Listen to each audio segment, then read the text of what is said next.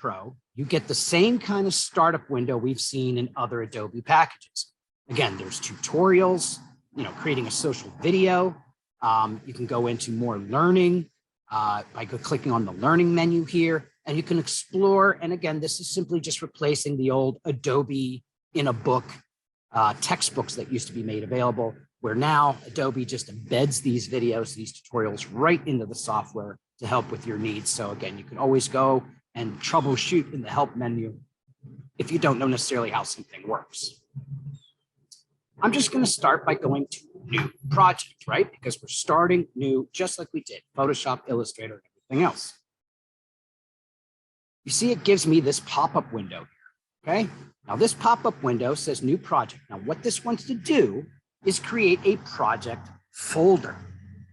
Now what's nice about making a project folder is if you've already built a project folder, just like we've done in the past for Premiere Pro, and you have all these, video clips, visual effects shots, photos, audio, music, even your output, folder here.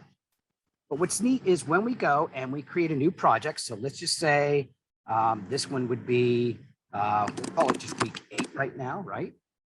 And then we put it into the appropriate project, the project folder, which would be, let's see, I got to go back to Expiration Meeting Tools, back to Premiere Pro, and just select that folder. It's going to create a week 8 folder there to save the projects.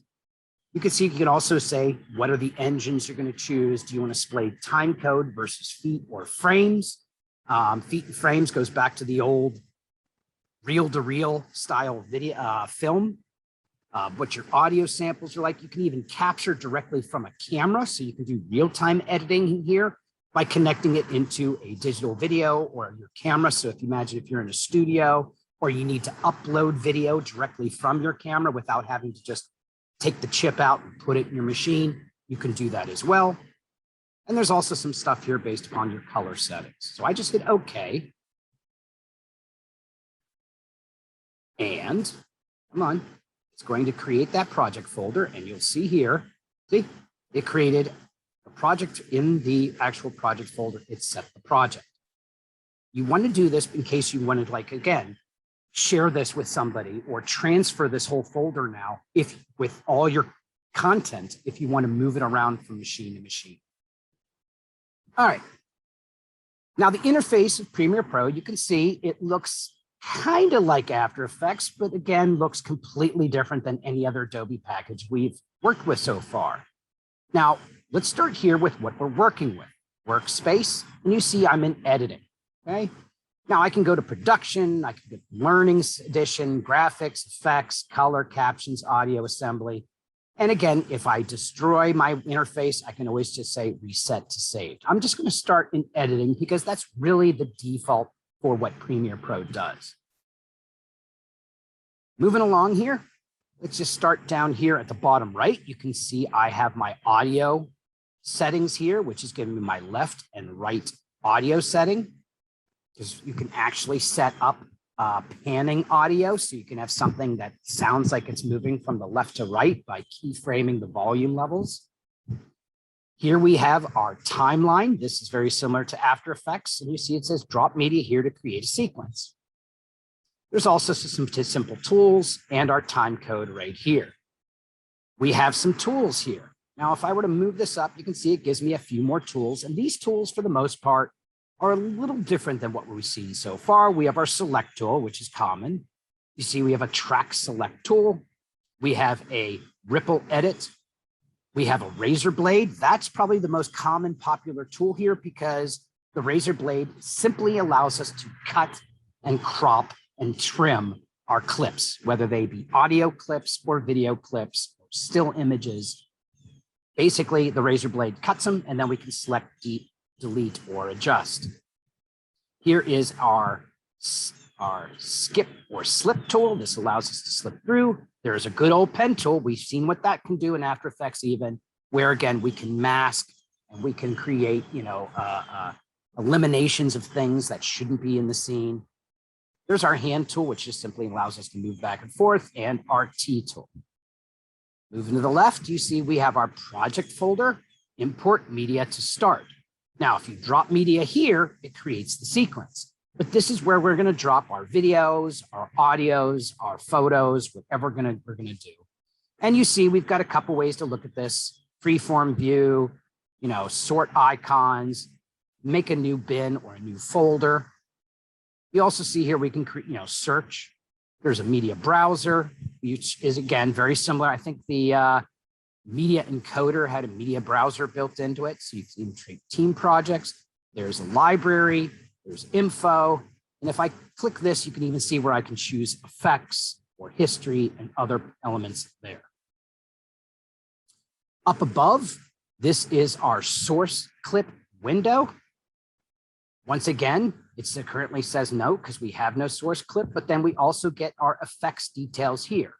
So this is similar to After Effects when we had our project, and then we can go into effects and mess around with the effects we've added. There's audio clip, there's metadata. There's just a lot of options here. But again, this is our source. So for a lot of you that have ever been in like a studio or worked in editing before, you can look at the source clip, which is the original video, but then over to the right, you have your program window. And this is what you're putting out. So this is what you're using, and this is what you're putting out. In After Effects, source clip is kind of the equivalent of accidentally double clicking on a layer, and it gives you the layer window instead of the composition window. We have some basic playback tools here. You can take a snapshot, play, forward, reverse, go to the beginning, go to the end, all these kind of add a marker, okay? And again, you get time code, original time code from the beginning, and then the time lapsed. Working backwards across the top here, this isn't really much different than what our different workspaces are. So you see I'm currently in the editing, and you can see I can also access different types of work windows here. So if I choose effects, it's actually going to change it to the effects setting. Let's go back to editing. Okay. Across the top, then, we do have our help. Remember, this is where you can sign in, sign out. So if you haven't downloaded your Premiere Pro from the Creative Cloud app, you're going to want to do that, obviously, to work here. And even you can get your updates and all that other stuff. Here we have our individual windows. So you see these that are checked blue are the windows that are currently active in my workspace. But if you want to get a text window, you can turn that on, and that simply now has added text. And you can even create captions, import captions. You can transcribe a sequence. And this is something that's brand new. Right? The current videos that are up are actually from a semester or two ago where I had a deaf student. Well, what I showed him that it was still in the beta mode, but Premiere is now building in an auto transcribing tool, which means it can build closed captioning, and you can then design the way that the closed captions down below, which is pretty cool for things like, again, publishing to YouTube and so on, where if you don't put the closed captioning in, it will not provide it. Just going to close that panel for now and go back to my source. So different windows. We've got views. This is where we can, once we've got video and we select it, we can change, show rulers, show grids, magnification, display mode, playback resolution, quite similar to what we saw in After Effects in some of the view settings there. Graphics, add fonts, install motion graphics template. What is a motion graphics template? That is an After Effects template that has been built, and then you can bring it in for doing everything from opening titles or even slideshows and so on like that from an actual template. And there are sources where you can go and download and purchase templates online. And that's what a lot of people will do when they're doing full-on productions instead of building from scratch. Markers are kind of what you see here. These down here are examples of the markers. Markers can do mark in and mark out. Well, that was setting the in and out points in After Effects. Where do I want the sequence to start? Where do I want it to stop? Even getting to a point, if you remember the old DVDs, I think YouTube does this as well, where you can create markers for things like chapters so that you can skip ahead, right? And it'll skip a chapter Remember, you had that in DVD models where you can go and look at by chapter mode, or if you look at, for example, the way that Netflix or Amazon work, where you can look at, seasons and so on, and you can put these different markers in there. Again, we're not going to get to using these today or anything working with assignment or week 8 or 9, because this is just getting a little more complex than what we're going to touch. Sequence, well, look at this one here, sequence settings. That's the equivalent of the composition settings that we dealt with inside of After Effects. That again is the size of the video we're going to output, the frame rate of the video we're going to output, the audio settings, the aspect ratios. There's some other things here for render the audio only, render this only little section, match the frame, reverse match frame, add and edit, trim edit. Again, much more complex than we're going to do. Apply a video transition. Look at that one. It's called Control D. Remember that. Apply a video transition, Control D. That is the shortcut if you select one sequence clip or multiple sequence clips, and it will apply the default transition, which is actually the opacity shift. So remember in After Effects, we originally set the keys for opacity from one clip to the next, from 0 to 100 to fade up from black or to fade out to black, or to even do the slideshow, it automatically put a cross dissolve, which basically when they overlapped, dissolved them. The video transition of the shortcut Control D does that for us. It's built in, so we don't have to set those key points. We've got the classic zoom in, zoom out, which is Control plus, Control minus. We can add tracks, and I'll get to some of these actually when we actually get some sequences loaded in, because it's actually sometimes easier just to work here than to go up to the sequence. Here, we've got clip information. Once again, replace footage, enable, link, group, ungroup. Some of those things that are kind of in the edit sections of some of the other Adobe packages we did. Merge clips. There's that term nest we actually learned about last week in After Effects, which allows us to fold down or collapse a lot of different layers together so that you can then nest it into one track. Edit, classic Adobe here, cut, copy, paste, Control or Command X, Control, Command C, Control, Command V, clear, remove any attributes, duplicate is still, now again, because Control D is now doing the default transition of a dissolve, Control D, which is duplicate in the other Adobe packages for duplicate, is now Control Shift plus. So a little bit different here than what we've seen so far in other packages.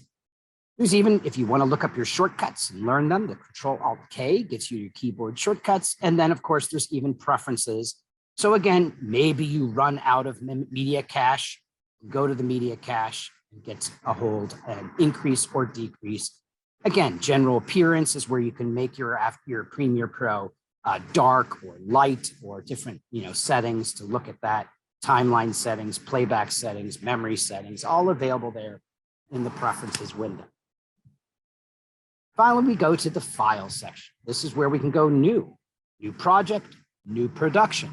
Notice there's a difference between those. Right now, we're just in new project mode, but really a production is let's say you're making a social media campaign, or you're gonna make 8 videos on how to do something. Well, the production would be the 8 videos as a production. Each project would be the individual videos you're making in that production. And what that allows you to do is then save off your slates, save off your title, save off your audio, your music or whatever. It's all ready to go. And then all you have to do is replace the video and replace, say, the vocal track or something like that. Open, recent, you can see lots of stuff there. Close project, save as. Now, when it comes to actually, here's your capture for capturing out of camera. But you see, if it actually comes to actually spitting out the video, that's going to be an export media. And that's where you would send it off as a media, a video, and that's kind of like the media encoder settings where you can choose, again, the name, the H.264, the compression type, and those kind of settings. You obviously see here, look at this, we can actually exchange with Avid and Final Cut, like I said, the other two major editing software packages that are out there. You can even get the project settings, general, scratch discs, and so on. So in a nutshell, that's actually the interface and how it works inside Premiere Pro. Now, just to show you here some basic tools, okay, let's go ahead and go into my video clips here. And I'm just going to drag a video clip in here just to show you the fundamental of how this works. Now, notice how this particular view I'm in, which is called icon view, actually lets me scrub to look at the individual little thumbnail of my video. I can also look at my, my listing view. I could look at cascading view, pretty much just different ways of viewing your content that is here. You can also increase and decrease that factor if you're working on. Now, in many cases, a lot of people that edit will actually cast their Premiere Pro on two different monitors, so that one monitor is literally these two windows here, and the other monitor is the timeline and the program. Or they'll send the program over to a separate full-size screen so they can see it. But just kind of ways of working. Now, if I drag this over here, it's going to create the sequence. And you see now, if I double click, just like with After Effects, here's my source, here's my output, okay? And you can see if I scrub through time, it's giving me those settings. Now, the problem is when I dragged it in here, it's setting the sequence for my output at whatever the settings was for this. And you see, I got a little icon here. This was, again, video used. And this is the icon for the sequence that here, kind of like the original video and the composite that we saw inside of After Effects. Now, once it's here, again, I can move that around, right, in my timeline. I can also grab the corners. And you see, I get this little red that says I can move it in and out, very similar to After Effects. I could do that to the other side with it as well. And what it's basically showing me here now is that I have a video track 1 that is visible, right? And it's unlocked. Now, if I were to bring in, let's say, another video that I know has sound, which I don't think any of these have sound. I'll come back to that later. It would bring in the audio track with the sound.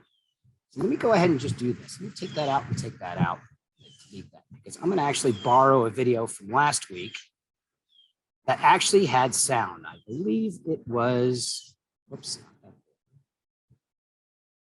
Yes, this one with the fishing. I'm going to copy that. I'm going to paste it in because, like I said, for most of you, you're probably going to want to shoot your own video, right? Shoot some video. Make sure, again, you're shooting various videos. You need a minimum of 5 to work with. But the audio may not be of the greatest quality because you're simply using a cell phone. So what happens if you need to remove that? So watch if I drag that in now. I drag it over here. You see now it is a video clip, video 1, and audio clip, audio 1. And remember I said this is more powerful than After Effects. See, I can even zoom in or zoom out here to see the length of it. I can also decrease and increase the size of this panel. So you look at this, I can even see the icon view in here. Now there you noticed one really cool thing. As I move it back and forth, it is playing the audio. Once again, something After Effects did not do for us. But what happens if we shoot the video with the cell phone and we don't want this audio? Well, you see if I select it, they're currently what's called linked. So to separate it, I need to right click, unlink it, and that will allow me to, well, either mute that audio track or I can simply select it and remove it. So that's how we can separate audio from a video. And then I can bring in my own audio, my own music, my own sound effects and stuff like that.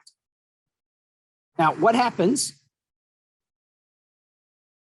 Okay, you can see I just minimize it. What you see there are currently 3 video tracks, 3 audio tracks. Now, what happens if you need another video track? You could right click and add track. See that? I can add track or I can add tracks. I can delete or delete tracks, and I can even customize. And I'll get to this one later. You can almost see here too. I think I'm going to get to this in 2 weeks. You can even add a voiceover recording by simply just hitting this button here. And 2, 1, this is me recording video. Okay? And you see, this is me recording video. So I could even do a voiceover track very, very quickly here. But once again, we'll get to this in a few weeks when we play around with Adobe Audition. I probably would want to right click and then send this off to Adobe Audition. See, edit clip in Adobe Audition, which is a better audio editing software. And you can do, I believe I talk about how to convert your recording if you don't have a fancy mic, or even if you have a fancy mic, you can take your voiceover and convert it to a podcast voice by cleaning it up and adding EQ. I know some of you on the screen there have a very nice setup with a nice microphone and so on. You're set up for your podcast settings, so you can scrub your vocal track recording in Audition. And like I said, make it sound much, much better. We just delete that for now. So some of our basic tools here, like I say, what if I come here and right when it splits, if you remember this video at one point, splits and goes to a blue screen, or I'm sorry, a blue sky. Let's see where it is. There. See?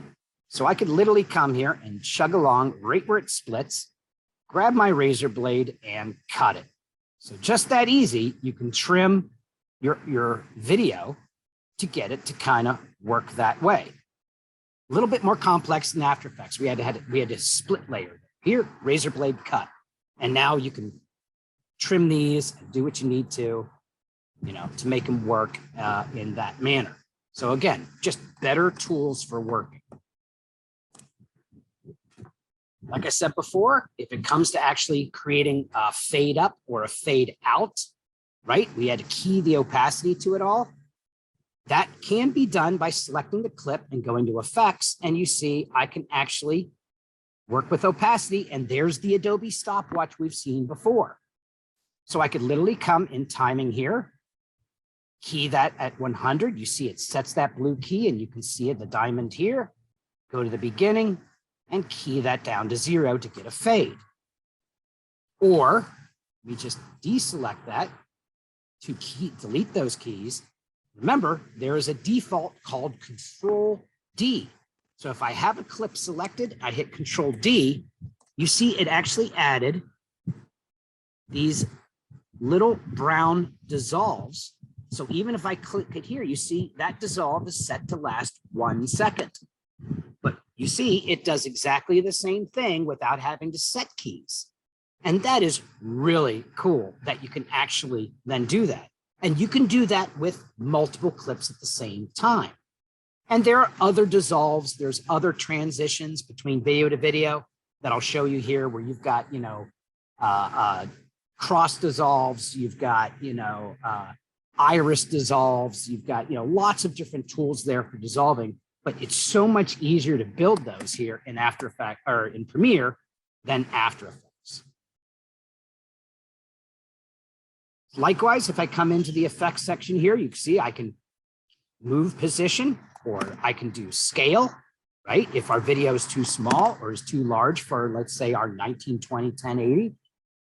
And we can key those as well, kind of like what we did in After Effects for things like the slideshow. There's rotation, there's anchor points. Like I said, there's opacity, which even includes things like shapes, right? Or the pen tool, which allow me to come over here and I can control, like maybe I want to make a vignette. Now, let's remember, that black is transparent, but I could come here, play around with that with a soft feathery effect, and you see what it does. But remember, what is black is actually see-through, especially if I were to come here and I don't know, work with the layers, and you see now the monkey is actually in the background. See that? It's filling in the empty space. Also, we can control here. We've got blending modes once again. So again, remember, I can do multiplies, overlays to get the video over video. So you see that's kind of doing a double exposure effect there, which is kind of neat. Looks like she's fighting a monkey.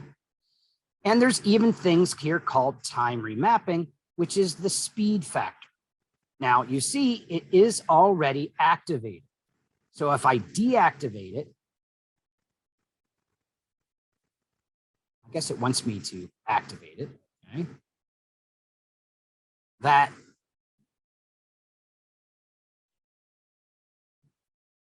we can even control the speed of our time remapping. But believe it or not, there's an easier way to do that by right-clicking and finding your speed duration. So remember, this was in the After Effects, this was the layer time adjustment. So if I want this to happen slow motion, right, I can convert it to 200%. I can reverse it. Okay, hit that. And now, I think I told the monkey to be slow motion. 1 second here. Let's try. Yeah, make sure this is where it kind of helps to not have them quite so small. Oh no, it's double speeding. Okay. And you see, let's go here, speed. Yeah, it's doing it. Okay. And I can literally make it look like it's going in more slow motion there by playing around with speed. So lots of capabilities, a little bit different than what we've seen before in terms of just After Effects or Photoshop or Illustrator. All right, so that in a nutshell is essentially the basics of the interface. And let's assume here that I'm all done. Something to remember here though is again, your end clip, because you see this clip on top ends shorter than the background. So if we want to set that up, I can use Shift to snap. I can either move this to that, or I can hit do my mark out there, which ends it there.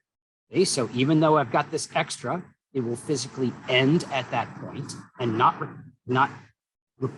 create video at this end here. I tend to prefer, but something to remember that's really important is that if we have a bunch of audio now and the audio keeps going forever, because maybe you've used a lengthy song, if you don't trim to the end here, like I say, either putting your end point here or bringing everything back to it. If you don't do that, you'll end up with a bunch of black video, but with your audio still playing. So that's kind of sending the out points. When it's time, like I said, you noticed I saved. I just hit Control S and it's saved because I already set the project and it is auto saving in the background. When it's time to make the video, we would of course export media. And this is where we can double check and verify. And this is very similar to the media encoder, except it's built in. That allows us to do a preview of what we've got, see? And once again, I can change my in and out points here as well. I can choose, again, all these formats. We're going to deal with H.264. I can match the source high bit rate, which means you can see here, it's currently set to 1920, 1080, or if we're going for a Facebook 720, if we're going for a mobile device, right? We can go for Twitter, we can go to Vimeo, we can go with YouTube and all these presets for its compression type. We go output name and verify again.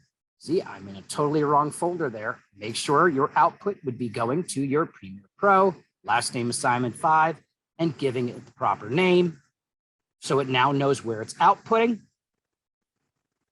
And then we can either queue it, which sends it to the media encoder and queues it up at these settings. So imagine if you're having to do 12 of these, right? You might want to say, oh, well, I don't want to export it yet. I'm going to queue these up. So when I go to bed at night, I can go ahead and queue them all then. Or we can hit the export, which now will start that encoding process, just like media encoder, and finish it as an actual video. I'm going to hit cancel there to get back to where we were. Go ahead and delete. Oh, before I delete, what if this needs to be 1280 by 720, but I know that my video that I brought over was 1920 by 1080. This is where we would have to do the sequence settings. And you see, here's our default settings, kind of like with After Effects. And look at all these default settings. You've got Sony XCam, you've got the ProRes, you've got Blackmagic. So these are all settings that come from actual cameras. But you've also got, you see, AVC HD 1080, which is a 1920 by 1080 setting. What if we want to do the 720, AVC HD 720, which is our 1280 by 720 settings, and so on? Or what if we want to do physically like custom, like a Twitter? I can say 640 by 640 or something like that. We can also change our frame rate settings, just like we had the option in After Effects, because a lot of video is actually 25 or 2397 or 24 or 30, all those different settings there. You got audio settings as well, which I usually leave alone. I don't really touch that much. And for some reason, I'm not seeing the bottom of my frame here. Well, that's just one of those things. When you get that done, you just hit enter, and it typically says, do you want to change that? And you can change that. But because I changed that to 1280 720, you'll notice now I would need to scale my video to fit that new 1280 720 until I don't have any black visible, right? So pretty neat stuff. Go ahead and delete all my content here to basically get started here now with working on the first part of the assignment. Okay. The first part of the assignment, remember, is a video edit. So I'm going to select all these video contents, drag it into my center. Now I said 5 videos minimum. Okay. And what I actually like to do before I even start working with all my audio, I could take all these in there, all 4 of them, drag them in. Okay. And you see there are 4 video clips. You notice this one does have audio attached to it, but there actually is no audio. So that could be an unlink, select, and a delete. And what I like to do sometimes is take these guys and move them up into at least V2, because they just brought them in whatever order they were. But I may want to change the order of these videos later on. In fact, I'd like to kind of take this and cut this long video in half so that I can then kind of rearrange it. And that's what you get with, guys, when you're dealing with things like what's called A-roll and B-roll, okay? Before I get started here, let's go ahead and double check our sequence settings to make sure it is a 1920 by 1080. Now look at this. The default time-based it built was 24 frames per second. I'm going to choose 29 just for the sake of things, just to be more accurate with, but it just based the sequence settings on the monkey video, which was 24 frames per second. I want to work probably at 29.97 because that may very well be the best settings for what I want to do. Now, before I even get started in rearranging all this, a nice shortcut cheat is to work with your audio first, meaning let the music control the pace. Okay, so I'm just going to grab some music here. Now, something I found interesting here is I've recently been propagating a YouTube channel of all these motion graphics, media graphics, 3D animation video tutorials on YouTube. It's just a lot quicker to share a link on the learning management on the SPC sites than upload actual videos. However, if you recall last week and the week before, I was playing around with that one song, which is the Mongolian song by The Who. And I was playing around with the Sarah McLachlan, Sad Cat video. When I uploaded them to YouTube, it actually restricted me commoditized because it contains copyright material. Oops. So just a thing to remember. If you're going to make video and post on YouTube and you want to get advertising revenue and you want to get hits, don't use copyright material. Find some royalty-free audio. There's tons of it out there, okay? And you can then do something with it. Now, I'm going to go ahead and drag this as my initial audio file. Go ahead and make it, okay?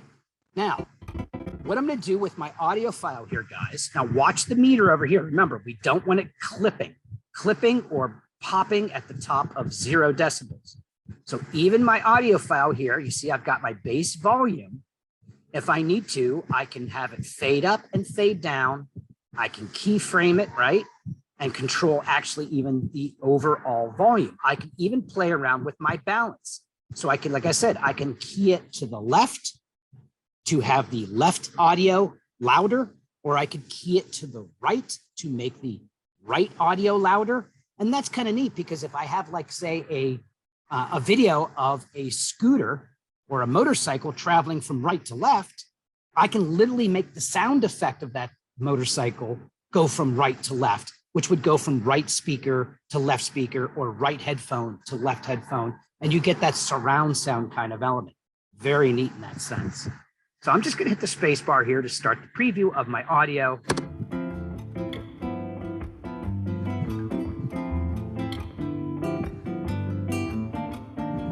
And you see, actually, it's actually the right is louder than the left, but it's not over the top. It's not blasting my eardrums. It's not in the red. So it's perfectly good to work with. Now, as I stated before, though, what if I want that to fade in and fade out, like setting the volume like we saw before? Well, I'm going to zoom in here because you're going to see at the very beginning, there is this little gray box. Okay. And that little gray box there, let's see, let me see if I can maybe I need to zoom in more and make this a little bigger. Okay, because what I want to do with this is they actually, for your audio, have quick little things that allow us to kind of adjust that audio. Maybe it gives it to me at the end. Let's see. No, it doesn't. Okay, so what I need to do with that, instead of keying and doing all that work to have it fade up or fade out, I'm going to go find the effects menu here. And you see we got audio effects, audio transitions, video effects, video transitions. And Lumetri, of course, is color correction. I'm going to go to audio transitions. And you see I have some built-in crossfades. Well, what I'm going to do here, watch this. I'm going to do an exponential fade at the beginning. And you see it gives me this little angle. What that is going to do for me now is, without setting keyframes, it's going to automatically give me a fade. See? So it fades up, and I can even click on that little transition fade, and it shows me that it's 1 second in length. Now, in addition to that, with this selected here, when do I want my music or my title to begin, or my video or my title to begin here? Well, remember, music is typically a 4/4 beat. 1, 2, 3, 4, and then it repeats. Okay, so if I actually have my video start here, it will actually hit the beat. Actually, you know what? I'm going to have that start there instead. So I'm going to have this. So that's still only about 4-second intro.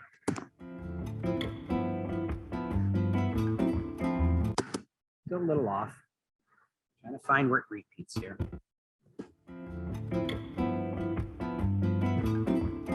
Okay. But I don't want the monkey there to be my first video, right? Because that's kind of B-roll. Think about what's the theme here I'm going for. I'm going for this theme of jungle. Well, the theme is the jungle. The character is what lives in the jungle. So the monkey is B-roll. And I'm going to say, you see where this kind of peaks here? There, that's where I want my video to start. So let's go ahead and trim this back a little bit. You see it brought over my transition. Let's back it off to the beginning.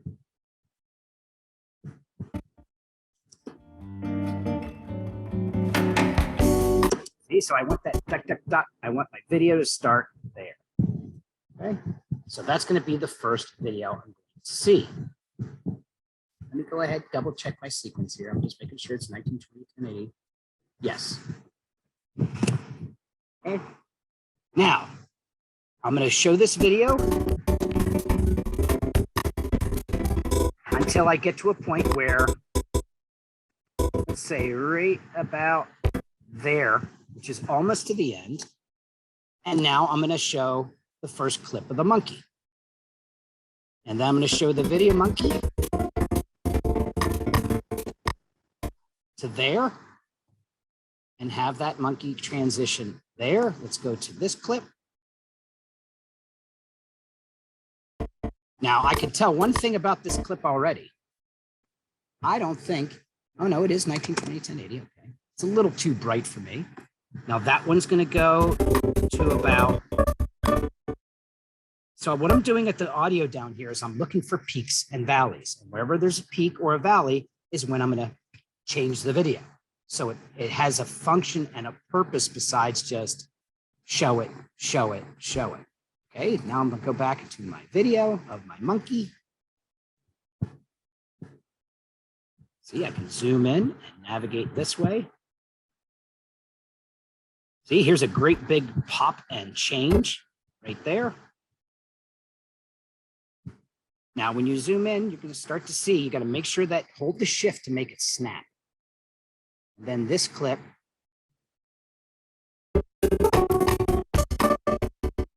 I will have it end right there, right at that peak and valley. See? So if this is where my video is going to end now, razor blade, take my audio, select it, take what I don't want, cut it out. Which now means I want a fade at the end here. See? So now that audio is going to drift up. See? Like I said, it's got so many easier tools to use for editing multiple ways. And did you guys notice there's no green progress bar, right?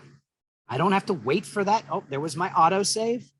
Really convenient this way. Now I can actually take my video clips, move them back down. Okay, you see it snaps in. Now, let's make the shortcut here for actually doing, close my audio transitions and go to video transitions. And you see all these. So I've got 3D motion, I've got dissolve, I've got irises, okay? I've got slides, I've got wipes, see, band wipe, clock wipe, gradient wipe, insert paint splatter even, okay? So maybe, and what we do now is wherever we want to put these transitions, we drag them either to the individual clip, beginning, end, or I'm going to show you the shortcut here. Okay, remember the default setting for dissolve of a transition was Control D. So I have them all selected. If I hit Control or Command D, it actually placed them between the beginning and the end for all of my clips at once. So let's see what this looks like now.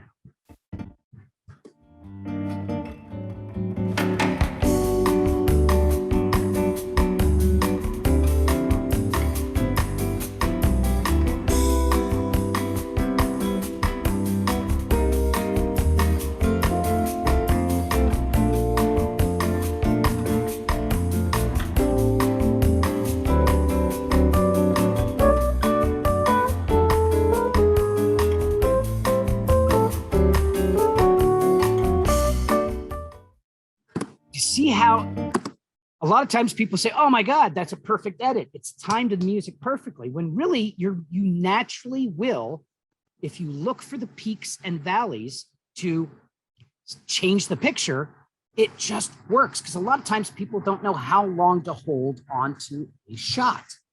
Well, let the music control that for you. My thesis in my master's program was literally audio drives animation. Because think about most animation you've seen, whether at, Toy Story or whatever, it starts with the guys, recording the actual performances and doing the voiceover. And then the animators work from that to get the timing, because there's nothing more important than timing. Well, the animators aren't really as good as timing than the actual actors who are delivering their lines. Same thing kind of goes with, working with a musical score or working with sound effects. Trying to, when somebody, when they shoot video, they actually have caps in the guns just to make a pop sound, and they record that, but they use that audio file. They eventually eliminate that audio file, but they use that audio file for certain sound effects. And it could even be like the director going bang, bang, bang, bang, scream, yell. And then they replace that with actual audio in post-production. So pretty cool, easy way to see this process kind of going.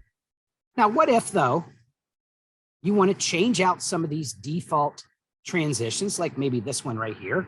I can delete it, or I could have adjusted it. And let's go with a zoom here. Let's do a cross zoom.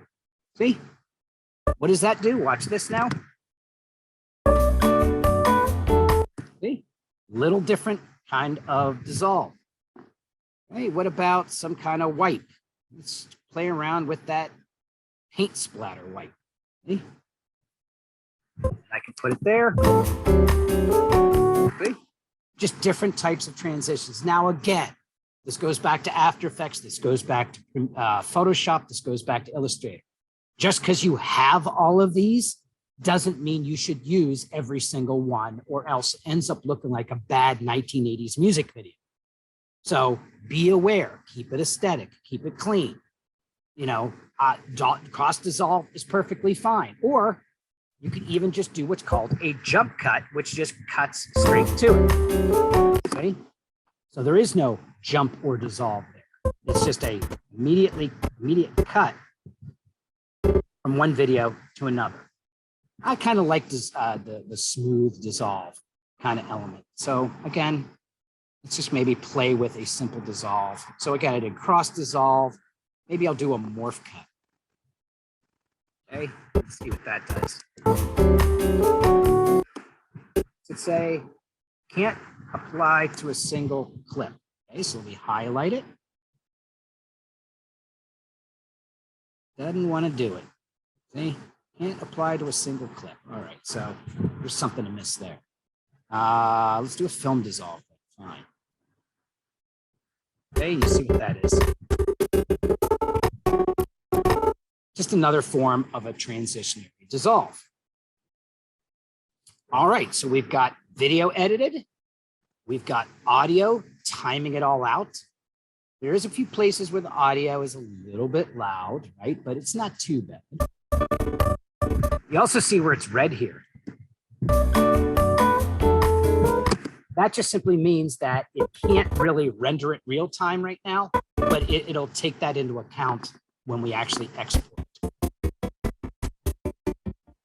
All right, what's left?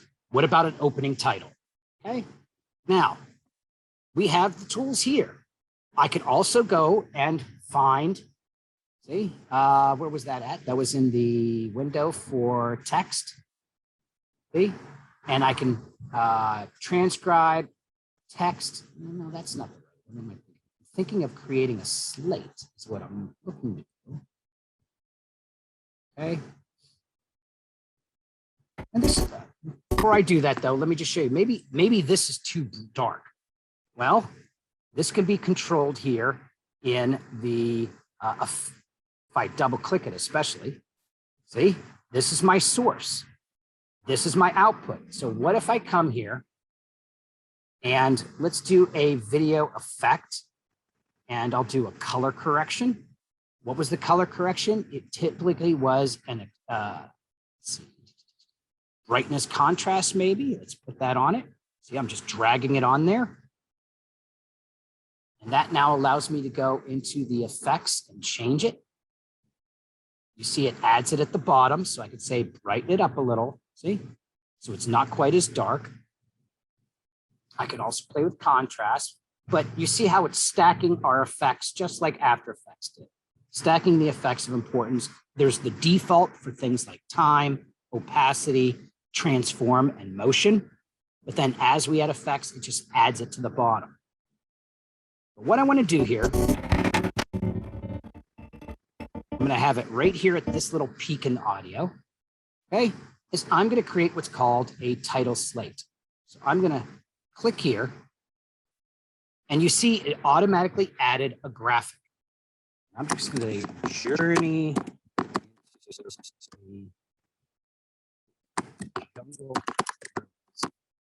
Now, I mentioned last week that you can do titles in Premiere. That does work. However, After Effects gives you all those really cool animation presets. Here, you can see we've got text, and I could say center justification. I can change my font size, right? Now, remember, I probably could turn on my view and turn on my action title safe here. Actually seeing if it gives me it in an option here. Let's see. But just remember the rule of not going overboard with your text. Keep it fit.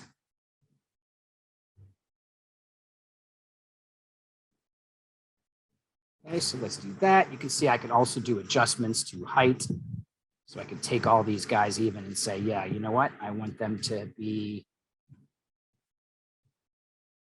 kind of closer together.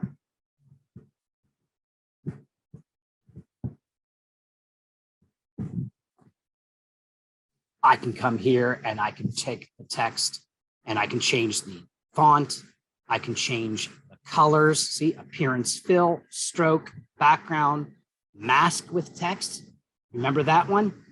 That is, well, you see it's over top the video, but if I mask with the text, I can actually make it mask out the video. There's even transform for my text, position, scale. There's rotation, there's opacity, there's anchor point. Now, once again, though, you're noticing that we're running into that issue of we don't really have a lot of fancy animation capabilities built in. We don't have those. Now, I could do blur and sharpen, right? I could do image, immersive keying, distort. I could do all those, but I'd have to build them. Whereas After Effects built them for free using the presets. See, here's perspective. So maybe I'll just drop a shadow onto. Okay? And now that gives me added at the bottom.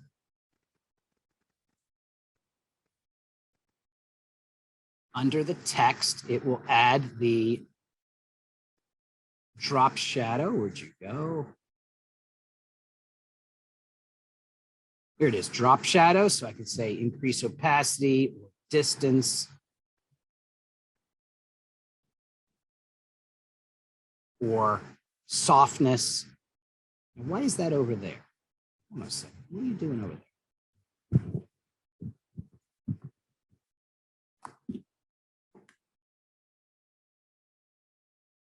I don't know why it's over there. Okay, I think I may have done that just slightly. Let me go ahead. Try this again. Okay, text tool. Yeah, let's do it this time with a click and drag of our box.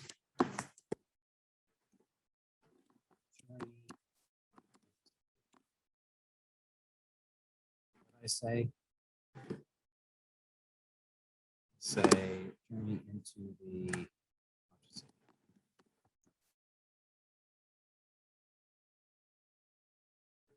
select all, open text, center justify.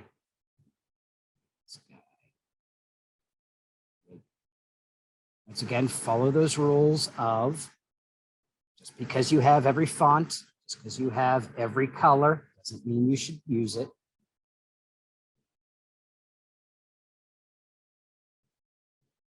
Let's just go with that.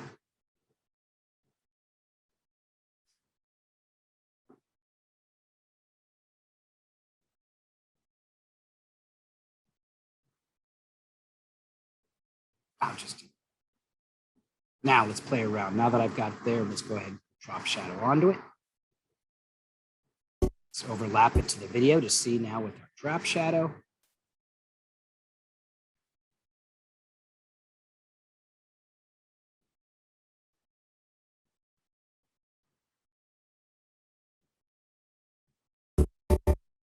It's not giving me my drop shadow. That's a very bizarre thing. It's not working. That's okay. Okay, let me go ahead and minimize my clip. Like I said, I wanted to start here at the peak. I'll go ahead and have it end here at that peak. Transitions, again, I could just have it Control D to give my cross dissolve.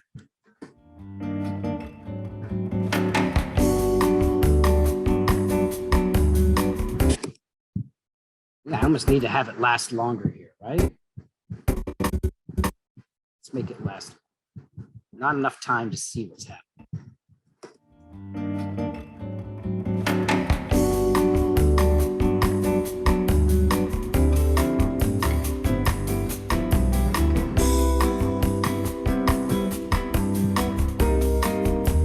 All right, I like it. Looking good. Basics of the interface, of basic editing, kind of got that, down pat. I'm gonna just do one last thing here. Go ahead and do a list view so I can get these in here. One last thing I'm gonna show you. Remember, these tools work and play nice together. So let me see here. Let's go ahead and drag the animated character. That was our little scooter guy. Remember him from last week? It's connecting with a dynamic link. This is the After Effects file. And you see, what layer do I want? Well, remember the later layers were the ones that actually had them on a background. So I only want the dog layer. Watch this. Okay. Because it's going to be alpha channeled. Let's go ahead and I'll put him on the very top layer here. See? And look at, and there he is. And is he animated? Yes, he is. See? Maybe I'll have him start after the logo comes out. And look at this now. Now I can have the position. See?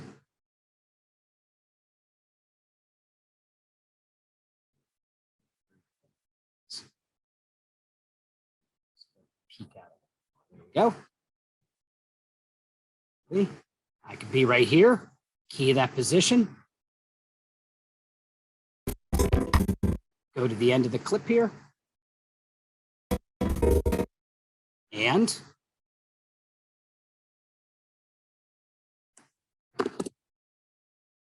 keying that, going off screen. See? And I'm able to add, imagine if it was an animated logo.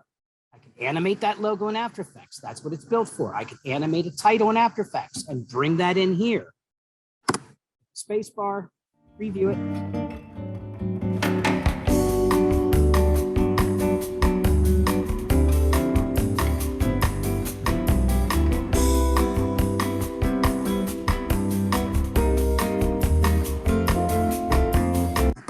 Now we did get a lot of lag time there, the time it was taking for him to go across the screen. I'm just going to save it. And now we need to output it at the appropriate output. Well, that output, according to the description there, was 1920 1080. Let's see what exactly it said. Just HDTV 1080. Right. File.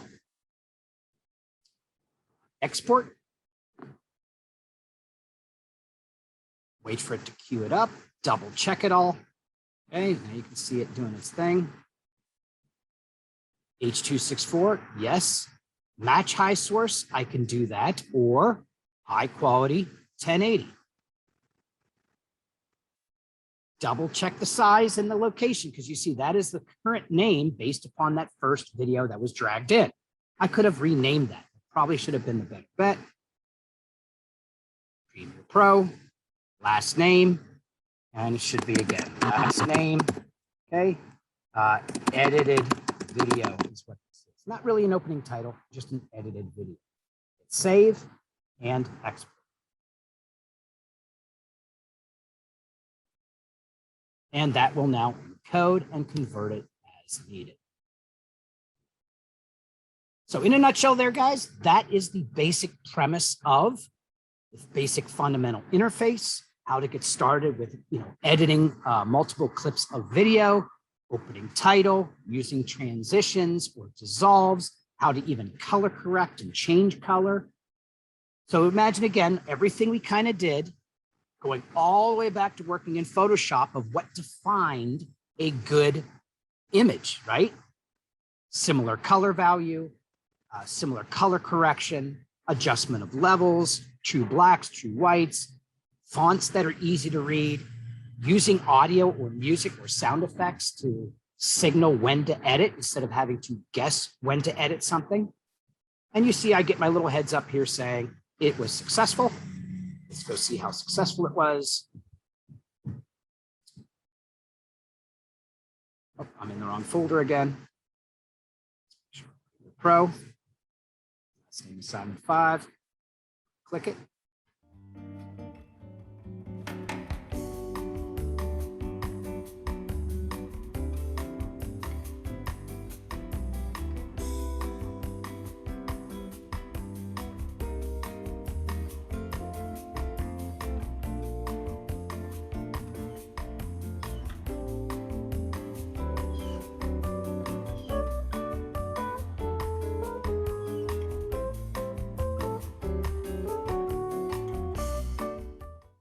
And there you have it. Cool stuff. All right, looking at the time here, I am